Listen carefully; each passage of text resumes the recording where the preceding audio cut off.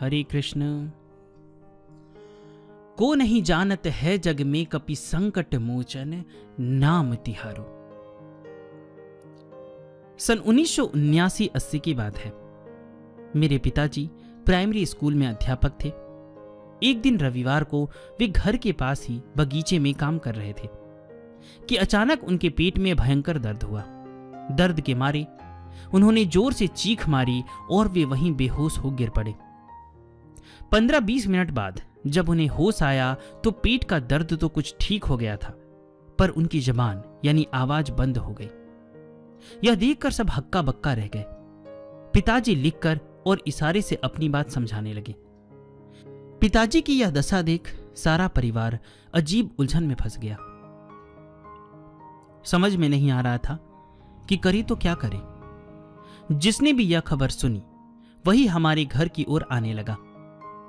देर रात तक आने जाने वालों का तांता लगा रहा। हम सभी भगवान से प्रार्थना करने लगे कि हे भगवान, हमारे पिताजी की जबान वापस लौटा दो। अंत में हमारे फूफा जी ने माताजी से कहा कि रुपयों का इंतजाम करना चाहिए, हो सकता है इनका ऑपरेशन करवाना पड़े। ऑपरेशन का नाम सुनकर हमारे पैरों की जमीन खिसक गई।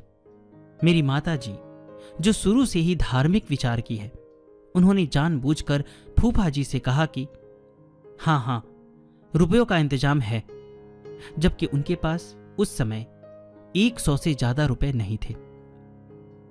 जब सभी लोग चले गए तब मेरी माताजी ने हम लोगों से कहा कि तुम लोग चिंता मत करो, सो जाओ और मैं श्री हनुमान जी की आराधना करूंगी। इसके बाद मेरी माताजी एक कटोरी में गंगा जल लेकर पिताजी के पास बैठ गई और हनुमान जी के संकट मोचन का पाठ करने लगी। वे हर पाठ के बाद 1 चम्मच गंगा जल पिताजी को पिलाती रही। 11 पाठ करने के बाद जब 12वां पाठ कर रही थी तो उनके कानों में राम राम के शब्द सुनाई दिए।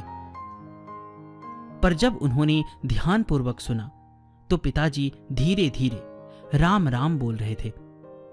इस प्रकार 12वां पाठ पूरा होने तक पिताजी जोर जोर से राम राम बोलने लगे।